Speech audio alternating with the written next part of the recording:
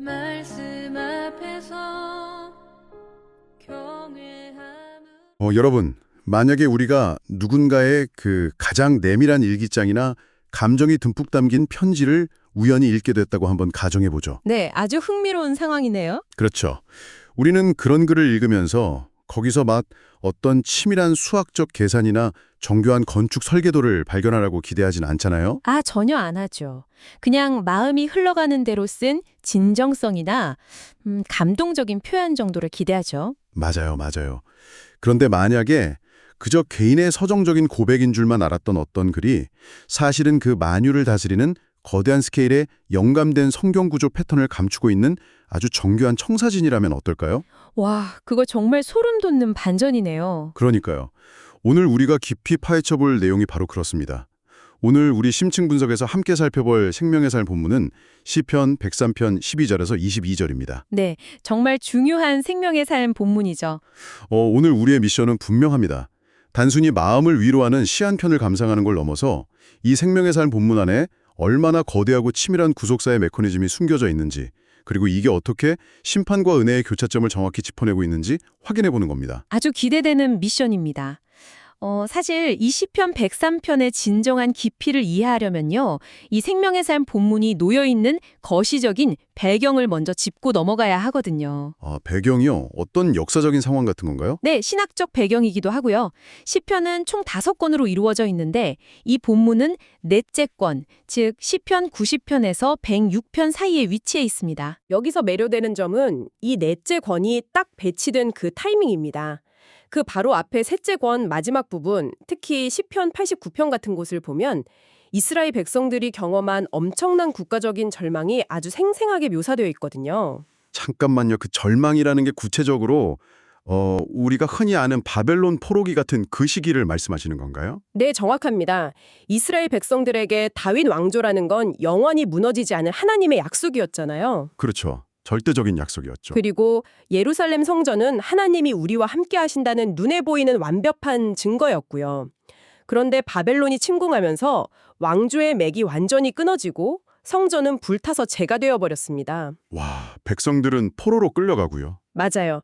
이건 단순히 전쟁에서 졌다 이게 아니라 그들의 세계관 전체가 붕괴된 사건이었습니다.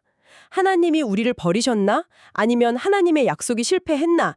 이런 처절한 탄식이 바로 셋째 권의 결론이었습니다. 세상에, 그러니까 눈에 보이는 모든 안전한 기반이 싹 다 무너져 내린 상태였군요. 네, 완전한 폐허였죠. 그렇다면 그 짙은 허무함과 절망의 끝에서 넷째 권이 시작된다는 건데 여기서 어떤 신학적인 대안을 제시하고 있는 건가요? 바로 시선의 완전한 전환입니다.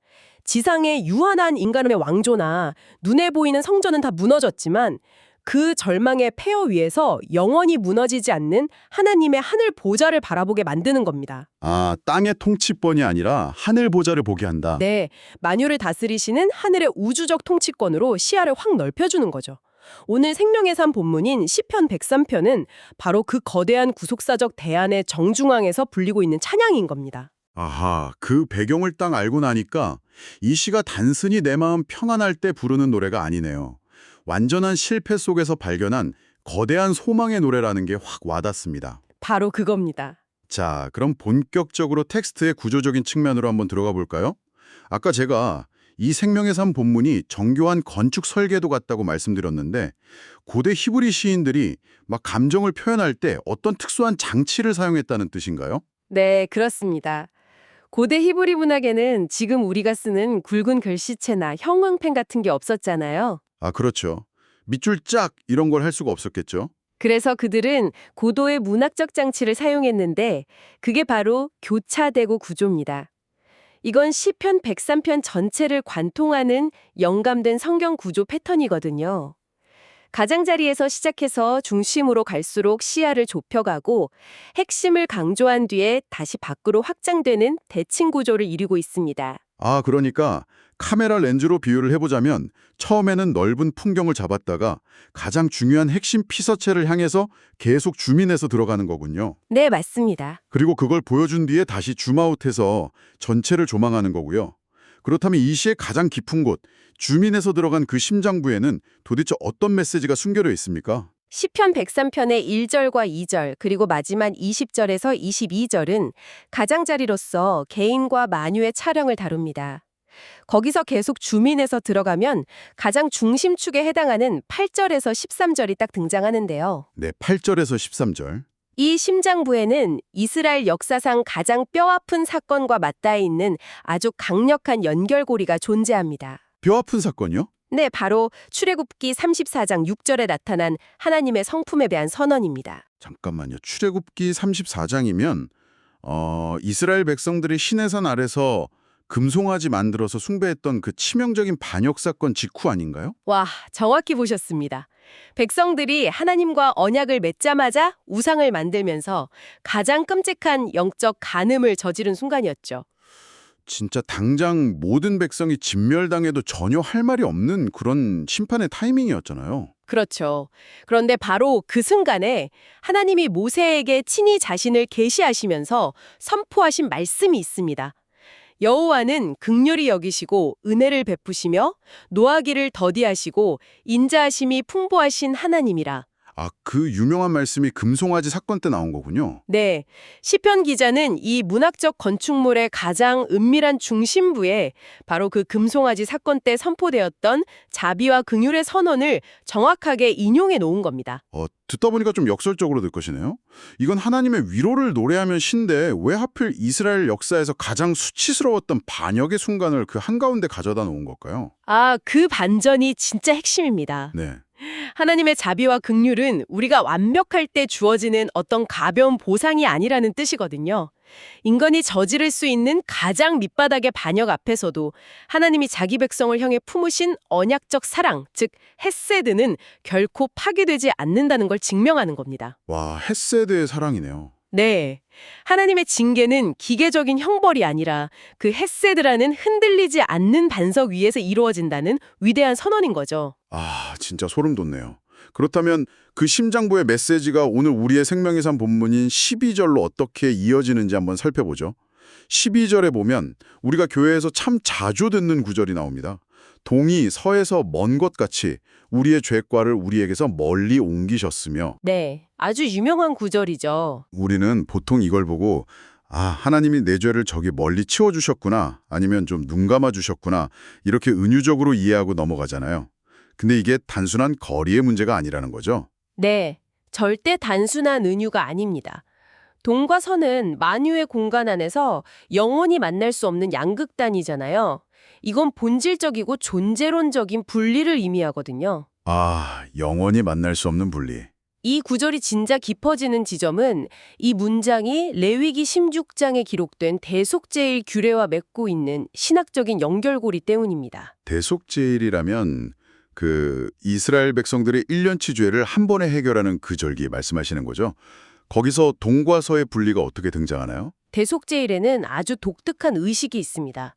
두 마리의 살아있는 염소를 제비 뽑아서 한 마리는 하나님의 공의를 만족시키기 위해 피를 흘리는 제물로 바치고요. 네, 피해 제사. 그리고 남은 한 마리를 아사셀 염소라고 부르는데요. 대제사장이 그 살아있는 아사셀 염소 머리에 두 손을 얹고 백성들의 모든 죄악을 고백합니다. 머리에 안수하면서요? 네, 이게 바로 백성들의 죄책을 염소에게 넘기는 죄의 전가가 일어나는 영적 메커니즘입니다. 죄를 뒤집어 씌우는 거군요. 그럼 그 염소는 어떻게 됩니까? 죄를 짊어진 그 염소를 미리 지정된 사람에게 맡겨서 진영 밖으로 사람이 전혀 살지 않는 깊은 광야로 멀리 추방해버립니다. 근데 동쪽과 서쪽의 방향이 여기서 어떻게 연결되는 겁니까? 이스라엘 진영의 중심, 즉 거룩한 하나님의 임재가 있는 성막은 서쪽을 상징합니다. 염소는 이 생명의 근원인 서쪽에서 철저히 소외되어서 무인지경인 동쪽 광야로 추방당하는 겁니다. 서에서 동으로? 네, 성경에서 동쪽은 에덴에서 쫓겨난 방향이고 가인이 쫓겨난 방향이며 훗날 바벨론 포로로 끌려가는 심판의 방향이거든요. 그러니까 서쪽의 성막에서 동쪽의 광야로 옮겨진다는 건 하나님의 용서가 서류상으로 무죄 도장 쾅쾅 찍어주는 게 아니라는 거네요. 그러니까 12절에서 죄과를 멀리 옮기셨다는 건 하나님이 내 죄를 모른 척 넘어가셨다는 게 전혀 아니네요. 죄에 대한 심판은 확실하게 집행이 된 거군요. 정확합니다. 거룩하신 하나님의 공의는 죄를 결코 그냥 증발시키지 않습니다. 반드시 맹렬한 심판을 요구하거든요. 네, 공의로우시니까요. 그런데 하나님은 자기 백성에게 그 진노를 쏟아붓는 대신에 대체물인 염소에게 죄를 전가시켜서 영원히 추방하시는 방법을 쓰신 겁니다. 즉, 죄에 대한 엄격한 심판이 확실히 집행됨과 동시에 백성들에게 구원이 성취되는 것. 이것이 바로 심판을 통과한 구원이라는 위대한 교리입니다. 심판을 그냥 비껴간 구원이 아니라 철저하게 통과한 구원이군요. 네, 맞습니다. 그리고 이 아사셀의 무형 패턴은 훗날 더 거대한 구속사의 사건으로 성취되잖아요. 아, 예수님이요? 네, 죄 없으신 예수님께서 자기 백성의 모든 죄를 전가받으시고 영문 밖 골고다 언덕으로 추방당하듯 쫓겨나 십자가에서 고난받으신 사건 말입니다. 그 대속의 죽음을 통해서 우리의 죄가 진짜로 동이 서에서 먼 것 같이 영원히 분리된 겁니다. 정말 압도적입니다.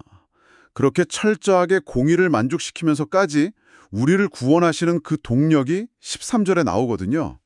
아버지가 자식을 긍휼히 여김같이 여호와께서는 자기를 경외하는 자를 긍휼히 여기시나니 절대적인 심판관이신 분이 갑자기 자식을 품에 안은 아버지의 모습으로 바뀝니다. 네, 그 전환이 정말 아름답죠. 여기서 긍휼이라는 단어의 원어적 의미가 아주 특별하다고 들었는데요. 네, 이 생명의 삶 본문에 쓰인 긍휼은 히브리어로 라함이라는 단어입니다. 그런데 참 재밌는 게 이 단어가 본래 여성의 자궁을 뜻하는 레헴에서 파생됐습니다. 자공이요? 세상에, 그렇다면 이건 법정에서 판사가 죄인한테 베푸는 선처, 그런 개념이 아니네요. 아, 전혀 다릅니다.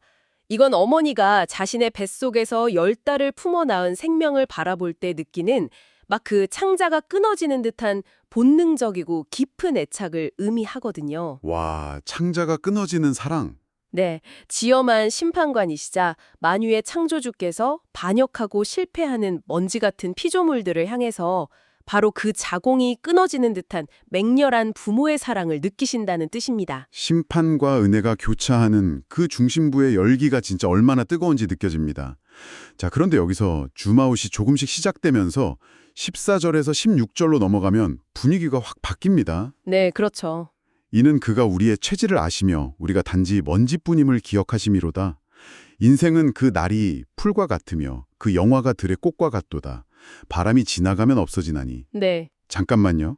솔직히 이 부분은 약간 당황스럽거든요. 방금 전까지 하나님의 그 뜨거운 긍휼과 완벽한 구원을 이야기하면서 막 감동을 줬는데 갑자기 인간을 날아가는 먼지나 곧 시드는 잡초에 비유합니다. 이건 너무 비관적인 거 아닌가요? 충분히 그렇게 느끼실 수 있죠. 일상적인 관점에서는 인간의 나약함에 대한 서글픈 탄식 정도로 읽히기 습상입니다. 하지만 이 생명의 삶 본문이 제기하는 중요한 질문은 이거예요. 왜 시인은 여기서 굳이 먼지라는 단어를 꺼내 들었을까요? 글쎄요. 본문에 사용된 먼지, 즉 흙이라는 표현은 창세기 2장과 3장을 관통하는 매우 중요한 연결고리입니다. 창세기라면 그 초반에 하나님이 흙으로 인간을 지으셨던 창조의 순간 말씀하시는 건가요? 네, 맞습니다. 하지만 더 깊이 들어가 보면 단순한 재료를 뜻하는 게 아닙니다. 인간이 에덴 동산에서 반역하고 타락했을 때 창세기 3장 19절에서 하나님이 내리신 선고가 무엇이었죠? 아, 너는 흙이니 흙으로 돌아갈 것이니라. 네, 정확합니다. 생기를 불어넣어 만드신 창조의 영광이 해체되고 다시 무의미한 흙으로 돌아가는 심판을 뜻하는 겁니다. 여기서의 먼지는 그냥 우리가 부서지기 쉽다, 이런 은유가 아니에요. 창조의 해체, 즉 하나님의 어미하신 심판 아래에 놓여 죽음을 향해 갈 수밖에 없는 비극적인 실존 상태를 상징하는 거죠. 와, 그렇다면 저기 나오는 바람도 단순한 자연현상이 아니겠네요. 맞습니다. 들의 꽃을 시들게 하는 바람 역시 이사야 40장의 예언과 이어지는 연결고리입니다. 이건 단순한 기상현상이 아니라 인간의 교만을 일순간에 날려버리는 거룩한 하나님의 심판의 순결을 뜻합니다. 그렇다면 우리는 결국 그 심판의 바람 앞에 무의미하게 흩날려서 사라지는 그냥 먼지 같은 존재로 끝난다는 뜻인가요? 그건 너무 절망적인데요? 바로 그 지점, 인간의 절망이 극에 달하는 바로 그 지점에서 이 시편의 가장 위대한 반전이 일어납니다.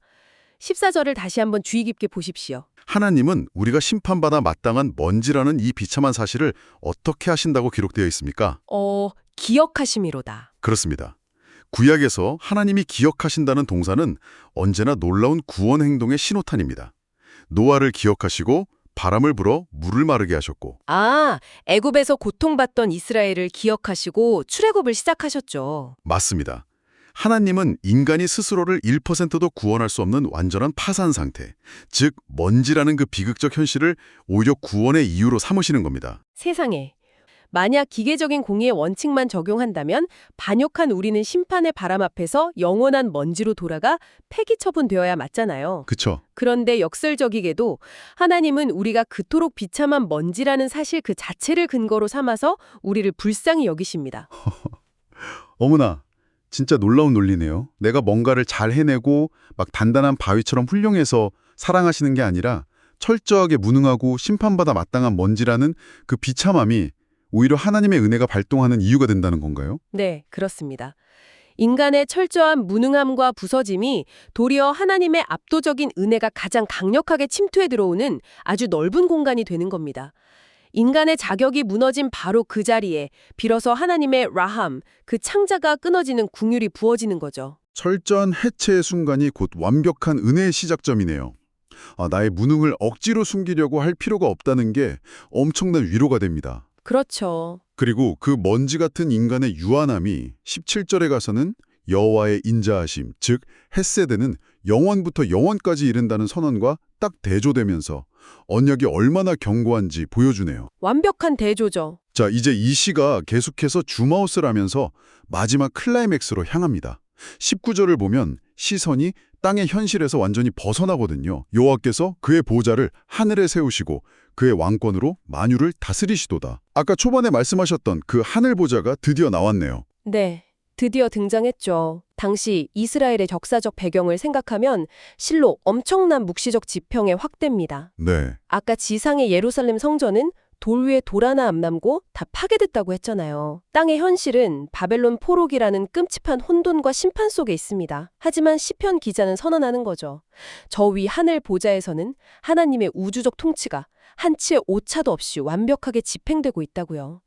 겹쳐진 영역이군요. 네, 보이지 않는 영원한 통치가 일시적인 땅의 절망을 덮고 있는 걸 묵시적으로 보게 하는 겁니다. 땅이 막 흔들려도 하늘의 통제실은 완벽하게 작동하고 있다는 거네요. 그런데 제가 진짜로 충격을 받은 부분은 20절과 21절입니다. 어떤 부분이죠? 이 하늘 보좌를 둘러싼 엄청난 존재들, 그러니까 천상회의의 이론들을 시인이 부르기 시작하잖아요. 능력이 있어 여호와의 말씀을 행하며 여호와의 천사들이여 그에게 수종들며 그의 뜻을 행하는 모든 천군이여 여호와를 송축하라. 네, 아주 장엄한 장면이죠. 이 하늘 보좌 옆에 있는 전능한 천사들한테 여호와를 송축하라 이렇게 명령을 내리고 있단 말이에요. 이건 좀 과장되거나 교만한 거 아닌가요? 먼지가 어떻게 천사들을 지휘합니까? 겉보기엔 굉장히 파격적이고 약간 건방져 보일 수도 있죠. 하지만 이건 결코 교만이 아닙니다. 대속을 통해 구속받은 인간의 영광스러운 지위가 어디까지 회복됐는지를 보여주는 가장 위대한 장면이거든요. 회복된 지위요? 네. 하나님의 구원은 단순히 우리를 지옥이라는 심판에서 건져내서 간신히 생명만 연장해주는 그런 소극적인 면죄부가 아닙니다. 만유를 창조하실 때 인간에게 주셨던 원래의 지위, 즉 온피조 세계를 대표해서 하나님을 찬양하고 다스리는 제사장의 지위를 완전히 회복시켜 주시는 겁니다. 와, 심판을 통과해 구원받은 우리는 이제 하늘과 땅의 모든 존재가 하나님을 찬양하는 저 거대한 만유의 교황국에서 당당하게 쥐휘봉을 든 제사장으로 다시 세워진 거죠. 세상에 심판을 철저히 통과한 구원이 먼지 같은 우리를 하늘의 천사들마저 지휘하는 우주적인 제사장의 자리로 격상시켜버렸군요. 진짜 소름 돋는 반전입니다. 자, 이제 이 거대한 건축물 같은 시편 103편의 마지막 줌아웃의 가장 바깥쪽 테두리로 가보겠습니다. 22절입니다. 네, 22절 전반부를 보면 만유를 향한 명령이 극에 달하죠. 여호와의 지으심을 받고 그가 다스리시는 모든 곳에 있는 너희여, 여호와를 송축하라. 하늘의 찬사들을 넘어서 온 만유의 피조물에게 찬양을 명령하면서 시야가 무한히 확장됩니다. 우주적으로 커졌네요. 그런데 바로 그 다음 이 시의 가장 마지막 문장을 보십시오. 내 영혼아 여호와를 송축하라. 이렇게 끝을 맺습니다. 잠깐만요. 이 문장은 제일 처음 시작했던 1절하고 완전히 똑같은 고백이잖아요. 정확합니다. 완벽한 수미상관, 즉 교차되고 구조의 끝이 다시 시작점과 맞물리면서 원이 딱 닫히는 겁니다. 아하. 이 영감된 성경 구조 패턴이 얼마나 경이로운지 생각해 보세요. 하늘보좌와 천사들 그리고 만유가 동원되는 저 거대한 대우주의 찬양 교향곡이 결국 어디로 모아집니까? 심판 아래 놓였던 먼지 같은 존재, 구원받은 한 개인인 나의 영혼이 드리는 가장 내밀한 고백 안으로 수렴되는 겁니다. 와. 거시적인 만유의 세계와 미시적인 한 개인의 영혼이 완벽하게 겹쳐지는 순간이네요. 네, 완벽한 교차죠. 정말 가슴이 벅차오릅니다. 하나님의 통치와 구속의 스케일은 정말 감히 상상할 수 없을 만큼 거대하지만 그 사랑은 먼지 같은 나의 가장 작은 신음조차 놓치지 않을 만큼 섬세하고 인격적이라는 거네요. 맞습니다. 오늘 우리 심층 분석을 통해서 확인한 이 생명의 삶 본문은 단순한 위로의 시가 아니었습니다. 하나님의 구원은 얼렁뚱땅 심판을 덮어버린 게 아니라 대속의 아사셀 모형 패턴을 통해 심판을 철저히 통과해낸 완벽한 구원이었습니다. 그렇죠. 그리고 우리가 먼지라는 그 비참한 현실 자체가 역설적이게도 하나님 아버지의 창자가 끊어지는 긍휼을 끌어내는 가장 강력한 이유가 되었죠. 자, 그렇다면 여러분, 여기서 멈추지 않고 한 걸음 더 나아가 볼까요? 오늘 대화를 마무리하면서 여러분께 던지고 싶은 마지막 질문이 있습니다. 네. 우리는 현대사회를 살아가면서 끊임없이 스스로를 가치 있는 존재로 증명하라는 압박을 받잖아요. 자기개발이나 성취라는 이름으로 내 연약함을 감추고 스스로를 결코 무너지지 않을 단단한 대리석으로 포장하려는 강박 속에 살아갑니다. 어떻게든 나는 먼지가 아니다. 이걸 세상에 증명하려고 발버둥치죠. 정말 공감되는 현실이네요. 하지만 오늘 본문이 우리에게 말하는 진실이 무엇입니까? 만유를 다스리시는 하나님이 가장 일하기 좋아하시는 재료, 그리고 그분의 은혜가 가장 폭발적으로 부어지는 공간은 우리가 세워놓은 단단한 대리석 탑 위가 아니라 철저히 바닥으로 흩어지는 바로 그 먼지됨의 자리라는 사실입니다. 아멘이네요. 만약 완벽한 건축자인 하나님께서 우리의 부서진 먼지들을 모아서 은혜의 교향곡을 만들어내신다면 오늘 우리가 굳이 숨기려 하고 부끄러워했던 나의 실패, 연약함, 그 틈새는 어쩌면 영원한 빛이 들어오는 유일한 통로가 아닐까요? 내일 아침 견고한 탑을 쌓으려는 시도를 멈추고 내가 먼저 먼지임을 기쁘게 인정할 때 여러분이 서 있는 그 일상의 자리는 과연 어떻게 변하게 될까요? 이 질문을 여러분 각자의 묵상의 자리로 넘기며 저희는 다음 심층 분석에서 또 다른 놀라운 통찰을 안고 돌아오겠습니다. 함께 깊은 바다를 유영해 주신 여러분 감사합니다.